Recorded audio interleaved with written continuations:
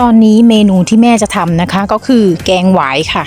หลังจากที่เราเอาหวายมาแกะเรียบร้อยแล้วนะคะก็นำใบย่านางมาคั้น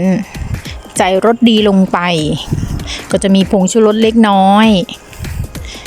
ปรุงเครื่องนะคะมีพริกแกงด้วยนะแล้วนี่คือหวายที่แม่ทำการลอกไว้เรียบร้อยแล้วนะคะหลังจากนั้นก็ผ่าแฟงเพื่อที่จะใส่ไปในแกงหวายนะคะอันนี้ก็คือขั้นตอนการปอกหลังจากปอกแล้วก็หั่นเสร็จก็ใส่ลงไปในน้ำใบย่านางได้เลยค่ะพอเดือดแล้วก็ใส่ผักลงไป